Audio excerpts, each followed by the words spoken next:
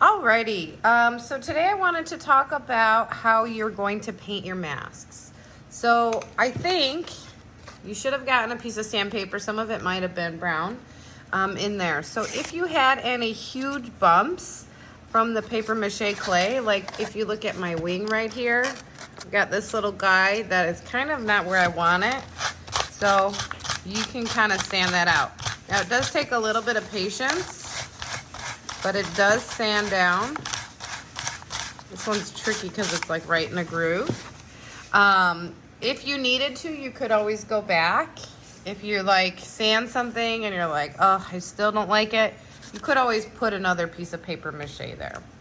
But then you're gonna paint. So you were given both a tray and a little palette. I would recommend the little palette for this because it doesn't take too much paint and you don't want to glob it around. So the thing is, with mixing colors, you don't want to just mix up a whole well of an entire color. You want to mix, grab a little bit, grab a little bit, grab a little bit, and then mix them up. Because nobody, even Miss Chris or Miss Lisa, who have been doing this forever and ever, you're never going to guess exactly right on the first try. And you're gonna need to tint it. But by having these colors in here, you don't have to worry about getting a little bit of paint in them because you're using them. Versus the cups that we gave you, you don't wanna contaminate them because you're gonna use some of that for your canvas today as well. So you always wanna have a base coat to your mask first. So think about whatever color the skin is, and you're gonna go ahead and paint it that way. And then, as you get your base coat, you're gonna want to, while it's wet, blend in some of your shadow areas. So where I have these ridges on my dragon mask, it's gonna have a shadow. So I picked up some of my dark green, and then I'm gonna blend it out. And I'm gonna go in with some light because I got a little too dark there. And I can go ahead and then I can pick up some of my yellow and I can re-highlight up here. But I want to go ahead and do that while it's wet because once my paint's dry, it's gonna get more stripy. It's very hard to blend. You can kind of use a dry brush and get a little bit. But you really want to emphasize your ridges and your bumps because we spent all that time really working to make sure that we showed those 3D details. And if you paint it solid, you're not going to notice that anymore. So the secret is blending while the paint is wet. And so you'll notice that I haven't actually washed my brush yet because I'm using all the same color. I'm just adding some tints and shades in there. I feel like I might be in a little bit of a shadow area here for you guys. I'm sorry. I may have to wiggle for the next one. Okay. But I want it darker inside his nostril because it's inside.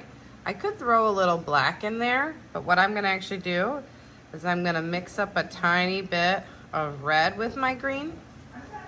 So if you do too much, it's gonna make it brown. But if you add just a little bit, it's gonna give you that nice dark. And so it's gonna emphasize that nostril because I've painted it dark, and so it's gonna make it stand out. And always when you have some kind of inset like this, you wanna paint the inside first, and it's okay if it gets on the outside a little bit, because you gotta kind of jam it in there sometimes. And then you go back with your lighter color and you touch it up. And then on the ridges in here, I want to get a little bit of my yellow and really lighten that up and give it a nice little highlight. Okay? So no details. Say I want to go ahead and paint these veins on my dragon a different color. I'm gonna first paint the wing whatever I want the wing color. So I don't have to paint my wings green.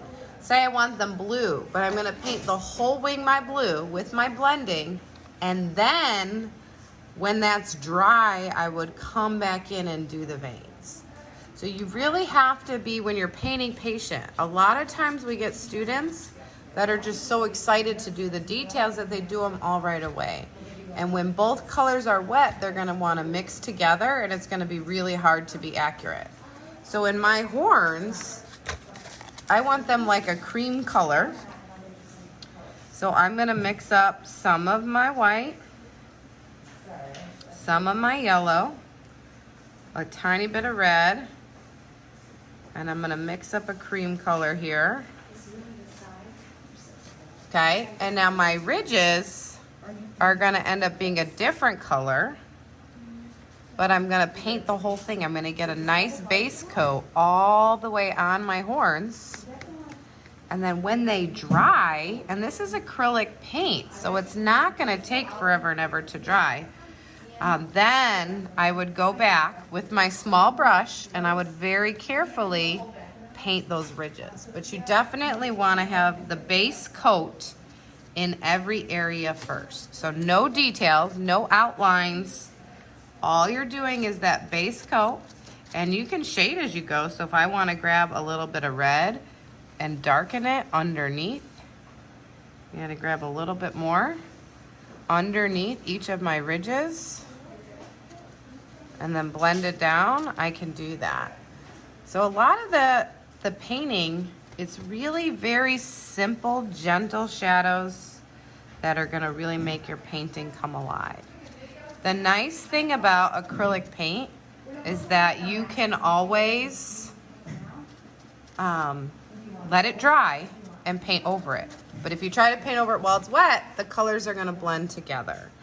And then if I get too dark in an area, I can go back in with some light and touch it up.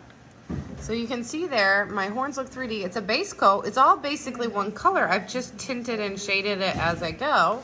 And then, I don't know, I think I may do like some kind of bold lines when this is dry. With your 3D, you gotta remember to paint all the way around. And eventually we are gonna paint the inside of our mask because that helps to kind of seal up the paper mache. So I hope that helps. I can't wait to see your beautiful mask at our Zoom call today or later this week. If you're behind, no worries.